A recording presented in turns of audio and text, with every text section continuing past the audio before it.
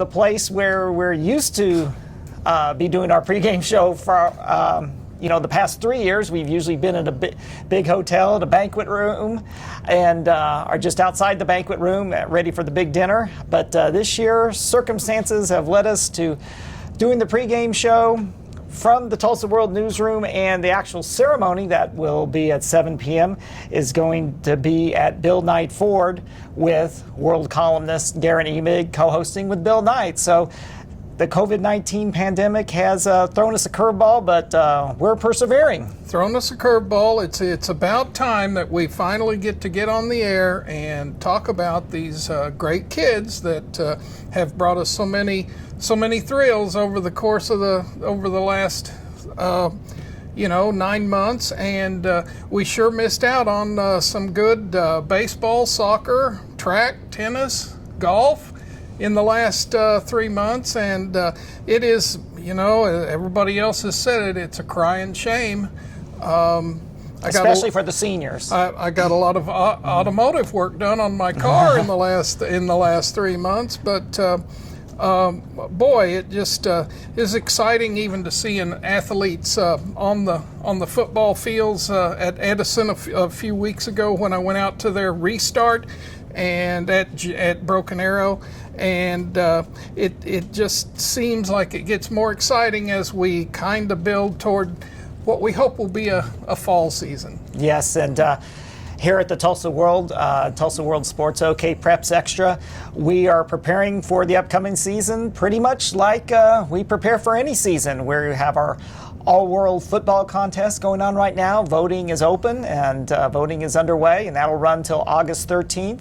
And we're going to prepare just like we would any other season with all the preseason features and previews that you normally expect from us. We're getting ready for the season just like the players are right now, maybe just a little bit differently. Having to work at it a little bit differently because we didn't have spring football to go to, but we're trying to catch up, as are the players and the teams, and we'll get there, and hopefully everything will be ready to go in late August when the season is scheduled to open. And if you're a football coach out there watching with us tonight and you haven't sent back your preseason questionnaire, we'd love to have it. Yes. At any time. Yes, Barry.Lewis@TulsaWorld.com. Or Mike Brown at TulsaWorld.com. Yes, because as we said, our preseason coverage, we plan on doing just about everything that we've done in the past. So, but anyway, getting back towards to tonight and focusing on the All World Awards, before we talk about all the categories in this year's All World Awards, want to look back at the past few years of the All World Awards, where we honor the area's top athletes and coaches and fans. We also have a Fans of the Year award that we're going to present. And what are some of your top memories from the past 3 years? I've got, for me, some of those involved this pregame show. I mean, Gabby Gregory was on, the outstanding player now with the University of Oklahoma, but was it with Holland Hall, and she was such a great guest to have on our past 2 pregame shows. I remember 2 years ago she had just come back from Europe, and I believe we talked to her about, I was excited to find out that she'd gone to the Sistine Chapel, where Michelangelo's famous painting is on the ceiling, and I said, boy, I sure would like to see a video of that, and she whipped out a cell phone and showed me about a 2-minute video. Yes, that was awesome. What a player, what a human being, and it was a thrill to work with her for 2 years. One of my other memories, I think you mentioned it, having my dad be able to go to the show with me 3 years in a row, and I'll remember the time that we were shooting one of these, and he just walked into the situation to tell me that he was going to go inside. He'd see me inside. Okay, Dad, thanks. But I think he's really been thrilled. He is a big fan of high school athletics, always has been. That's how I started going to high school games when I was maybe in the 4th or 5th grade, and going along with him and Mom. And he hasn't missed one. I'm sure he's out there tonight. All right.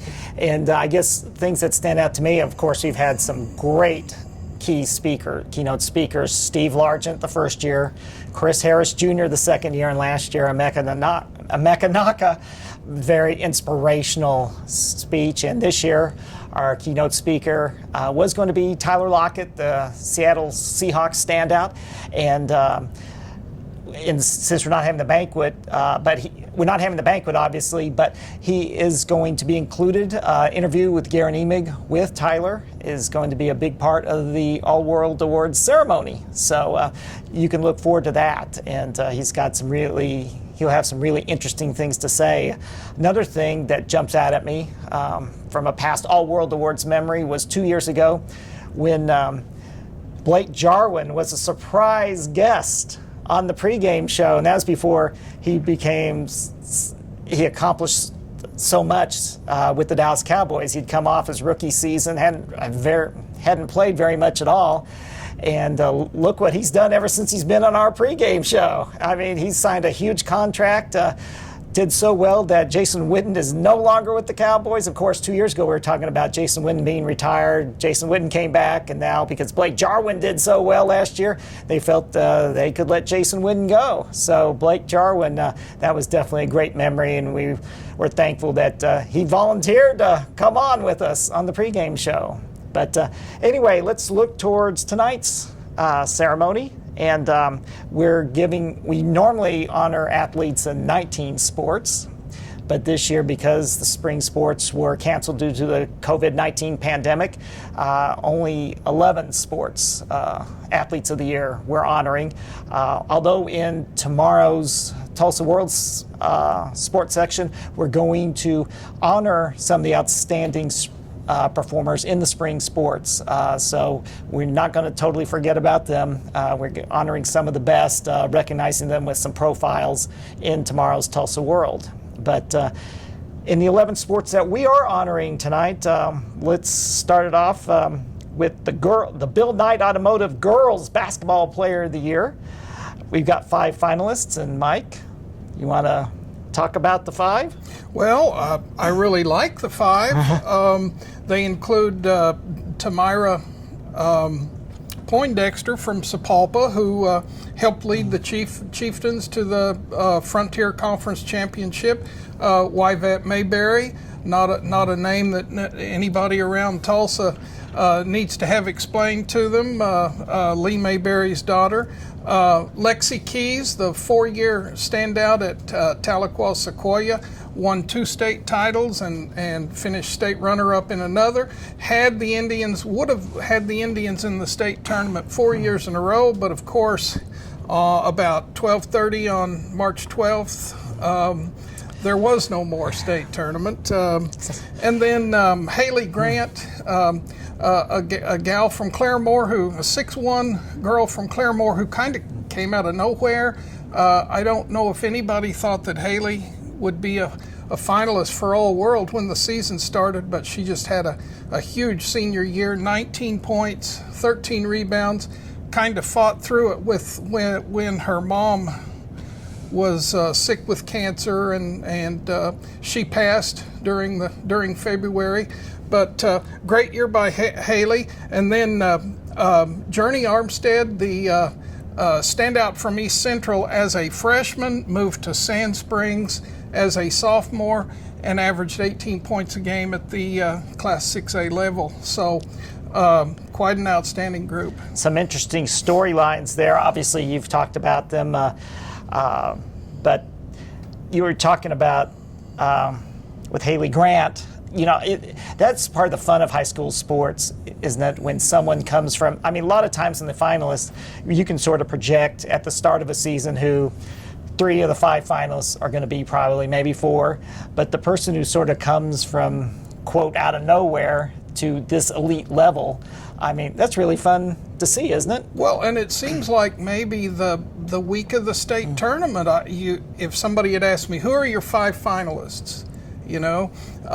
Going into the state tournament, I'm not sure I knew Haley was having a great year. It hadn't occurred to me that I was going to pick her as one of the 5 finalists. But when I looked at the list of people and what everybody did, she earned it. People are always saying, thank you for the publicity. And the truth is, we don't give anything away. The people who get publicized earn it. And one of the interesting storylines tonight, Yvette Mayberry is one of those who's part of a family which has a really impressive history of winning Tulsa World Awards. And Yvette has had 2 sisters either win a state or Metro Player of the Year award, Basketball Player of the Year award, and I believe 3 sisters who have won a state title. Right, and then you've got her dad, Lee, was a state co-player and Metro Player of the Year for Rogers in 1988. Then Aunt Shannon was a girls Metro Player of the Year in 1986. I think I've got them all covered. I had forgotten about this. I wrote about it at one point, but I had kind of forgotten about it until you wrote about it in this morning's paper, and I said, you may even have somebody that I never thought of to put on that list. So, yeah, it's incredible. So we've got some other family connections in some of the other categories we'll get to later. The Bill Knight Automotive Boys Basketball Player of the Year finalists are Kayvon Key from Memorial, Trey Phipps from Booker T. Washington. He was also a finalist last year. Anthony Pritchard from Webster, Devon Richardson from Sand Springs, and Bryce Thompson from Booker T. Washington, also a finalist last year. But this is probably the only award he has not won yet because he's won everything else, it seems like. McDonald's All-American. What a sensational career. He helped lead the Hornets to 4 consecutive state tournament appearances. They won the state title last year, reached 2 title games, and they were the favorites to win again this year. So incredible career for Bryce Thompson. And Anthony Pritchard is the only junior in that group. Just a really outstanding group of finalists, just like you have on the girls' side. As I cover more girls basketball than I do boys, but in the course of an evening's work, I usually see the boys' games, and I just want to say that having a guy like Bryce, and we've had talents like that around here before, just gets everybody excited. I was at a Sapulpa Broken Arrow game, and I don't think Sapulpa had a good team, not a great team. I don't know if they had a chance, but they played very well that night. The crowd got into it, playing at home for the Chieftains, and and the crowd was there to see Bryce, and Bryce didn't disappoint. The hometown team played great, and just having a guy like that around that people show up to see. Yeah, I mean, he was really, really good last year, but he just took it to another level this year. It was incredible. But Anthony could say the same thing about Anthony Pritchard from Webster. I mean, wow, what a season he had. If he's on pace to become Webster's all-time scoring leader, and that would make him, if he passes David Ward next year, that would make him one of the TPS all-time scoring leaders. So he's on the way to a great 4-year career. Of course, Trey Phipps, people are very familiar with, and he's going to signed with OU. Kayvon Key was someone who really was overshadowed. Well, he didn't have to be in the played the starring role the last few years because the Boons were the stars, our past 2 players of the year, the Boone twins. But this was his time to shine this year and take the leadership role, and he took advantage of it. Very solid year. And Devon Richardson from Sand Springs. Sand Springs got really devastated with some key injuries, and he just seemed to will Sand Springs to the state tournament. So really impressive list of finalists there. Now let's go to the Bill Knight Automotive Softball Player of the Year finalists, and would you like to introduce us to them? Of course, Savannah Evans from Broken Arrow, and Paige Knight from Owasso, and Celeste Wood from Hilldale. And reading their bios, you couldn't go wrong with any one of those picks. They were all enjoyable to meet when they came into the studio to have their pictures made, and And that's part of the fun part of this process. And for us, for it us to is. get to meet some of the athletes that, because we're usually focused a lot on or rather, for some of the people in the office who don't get to meet them, to realize what cool kids we're working with. Yes, for those that we are familiar with, because obviously we're very familiar with the basketball and football finalists, but we don't often get to meet the finalists in some of the other sports. So in the Bill Knight Automotive Girls Cross Country Athlete of the Year finalists are Ella Ureste of Bishop Kelly, Peyton Hinkle of Broken Arrow, and Avery Maisie of Jinx, and they're all just sophomores. So they could be back here for the next 2 years. Well, and terrific distance runners in Hinkle and Maisie for sure.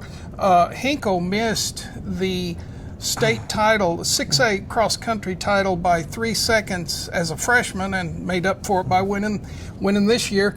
And all year long, I had been envisioning writing a story and trying to get the best cross country runners, or the best distance runners, together for a story, and most of these girls all run together at AAU meets. I think they may be like part of maybe one of the best AAU times in the 1,600, 3,200 meters in the country, and they all meet up at these meets and run together. So a really good group of distance runners in Tulsa County at this time, and they're all young. Yeah, I said three sophomores being the finalists. That's pretty incredible. Introduce us to the Bill Knight Automotive Boys Cross Country finalists. You have Nate Gibson of Lincoln Christian, Caden Goss of Fort Gibson, and Spencer Hales from Bartlesville. Sorry, Spencer.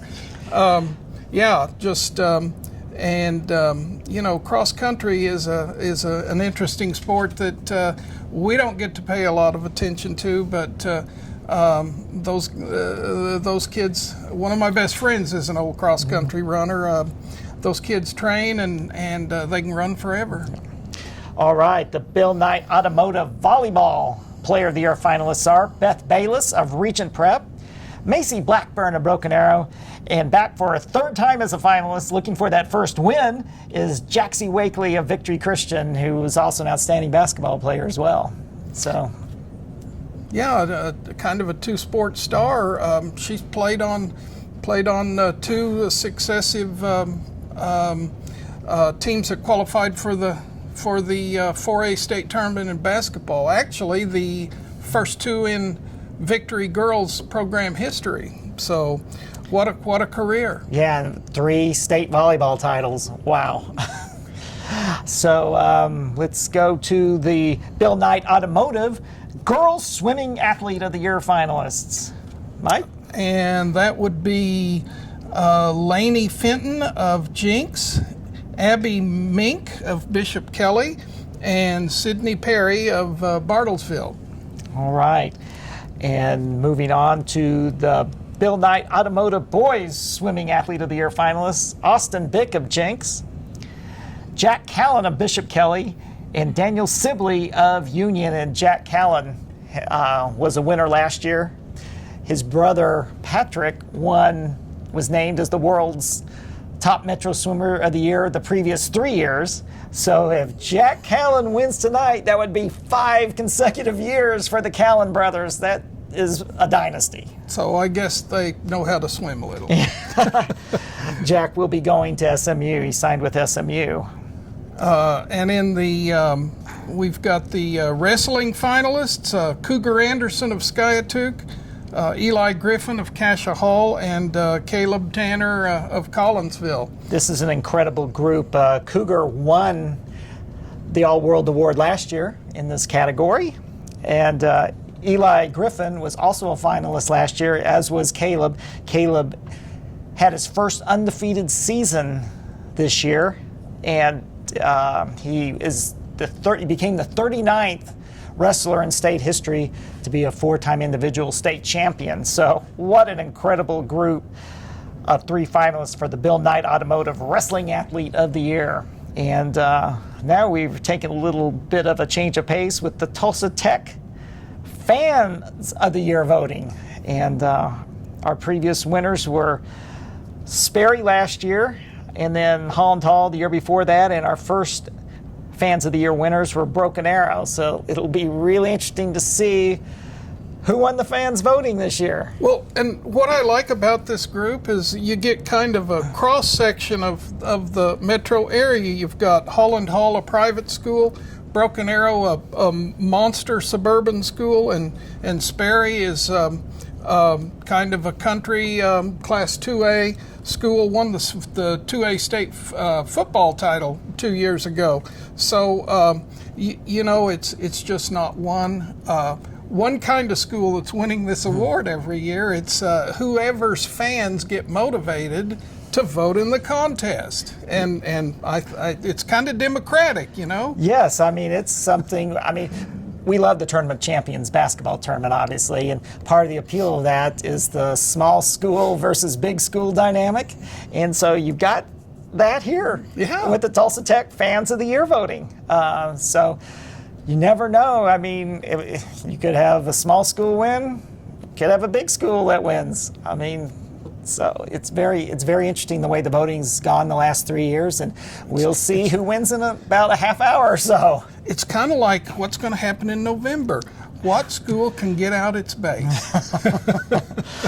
All right, moving on to the Tulsa Bone and Joint Football Offensive Player of the Year finalists, and they are, 4 of them are quarterbacks. 4 of the 5 are quarterbacks. Cole Duggar from Owasso, Asher Link of Metro Christian, Chase Rickey of Lincoln Christian. Oh, I said 4 of the 5 were quarterbacks. It should be 3 of the 5. Forgot that. Scratch that. All right, 3 of the 5 are quarterbacks. Cole Duggar of Owasso, Asher Link of Metro Christian, and Chase Rickey of Lincoln Christian. And then we had Savion Morrison, running back from Edison, and Jack Wright, the record-breaking wide receiver from Region Prep. I bet Jack Wright could have played quarterback if they'd needed him. Oh, absolutely.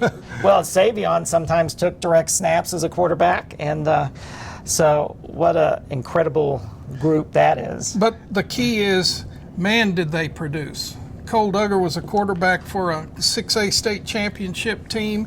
Asher Link for a 2A state championship team. Savion Morrison, the leading rusher in Edison history. Chase Rickey, quarterback of the 3A state championship team, and Jack Wright, who had the horrible injury in the state final. They were undefeated until they lost to Shattuck in the Class B championship game. So 3 state champions, a runner-up, and Morrison and Edison were in the quarterfinals and led in the 4th quarter of the game they lost to miss out on going to the semifinals. Yeah, I'm convinced that if Savion doesn't have the hamstring injury in the 2nd quarter of that quarterfinal game, that Edison gets at least to the championship game. Of course, Jack Wright, if he hadn't been injured, I think Region Prep has a great chance of winning that game. And then the 3 quarterbacks, as we talked about, won state titles. So a remarkable group of 5. And you've got the Bill Knight Automotive Football Defensive Player of the Year finalists. The Defensive Players of the Year, Price Allman, a linebacker for Metro Christian. Marcus Esparza, a linebacker for Sapulpa. Connor Johnson, a kind of a hybrid tight end, defensive end linebacker type for Lincoln Christian, and Brennan Presley, who led Bixby to another 6A state 6A Division II state championship, and Ahmad Triplett from Owasso's 6A Division I state champs. So Brennan could have been on either side of the ball, and he was great on both sides of the ball. Moved him over to defense because I didn't want to leave any of these 5 off the list on the offensive player. Created a little flexibility in your selection process. Yes, I mean, he was incredible on defense as he was on offense, but Price Allman's a really good baseball player besides being a football standout. And he could throw the ball a little bit too. He threw a big pass in the state championship game on a trick play. Marcus Esparza was made about 1 million tackles and also was a top-notch running back He did in it that all. backfield. Special teams, the whole deal. Marcus was a tough character.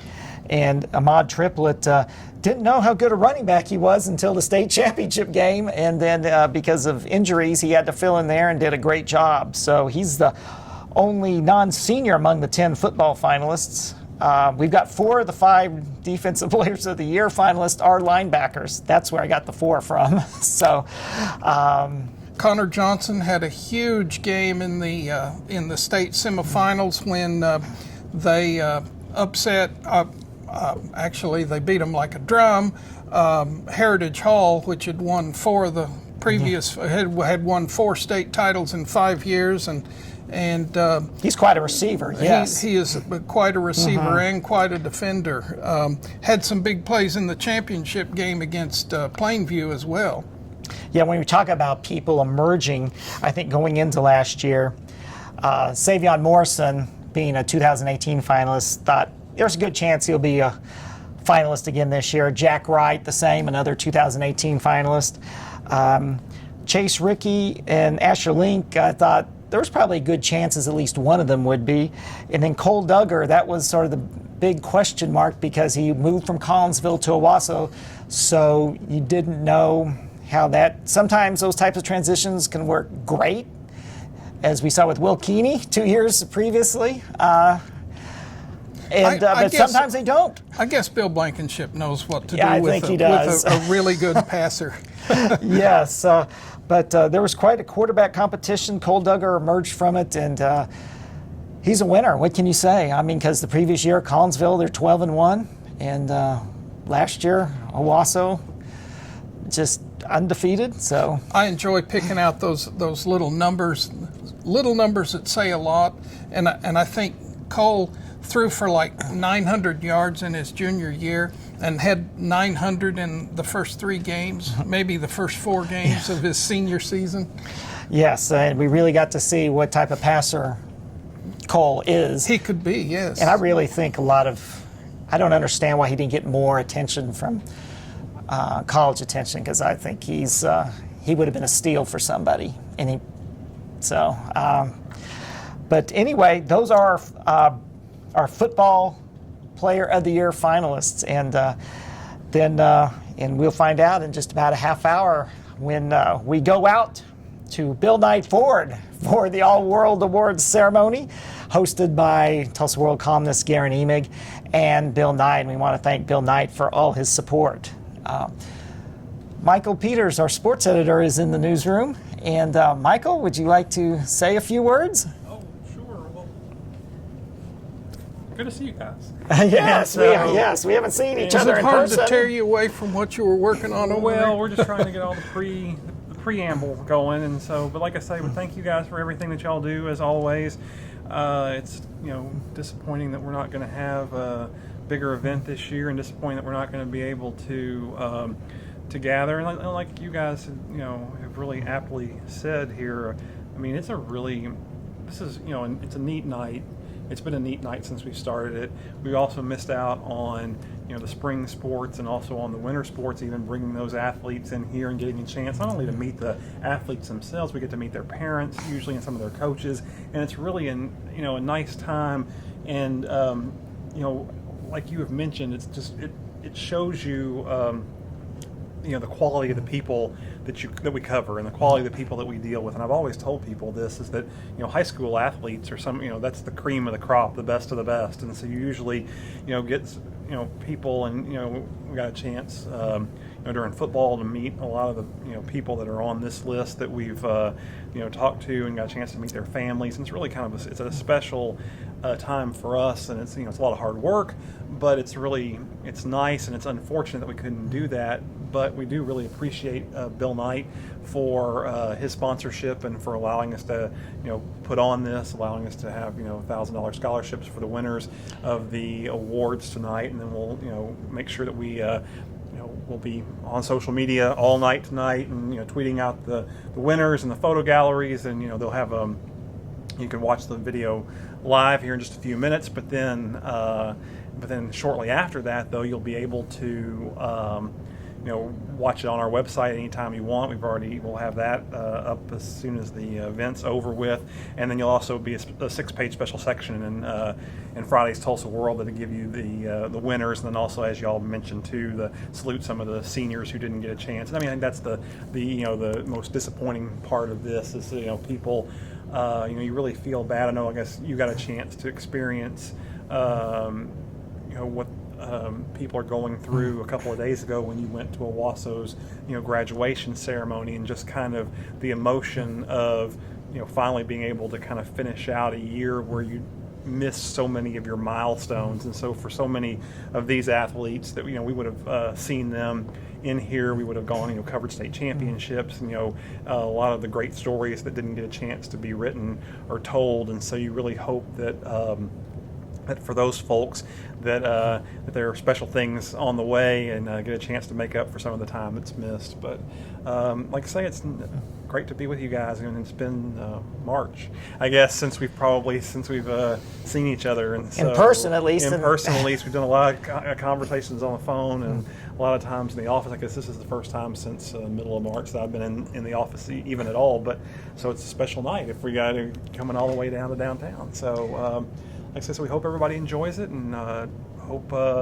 Congratulations to all the winners, and like I say, and thank you guys for all of your efforts. And we'll just let the show get underway here in just how many more minutes till 7 o'clock? We've got about 7 minutes until so it's pretty close. So anyway, so thank you guys for everything that you do, and hang on for 5 more minutes. All and right. Thanks to Cox too for showing it live Oh, throughout yeah. the state of Oklahoma. That's a really a tremendous thing for them to do, and we're really honored that they've done that.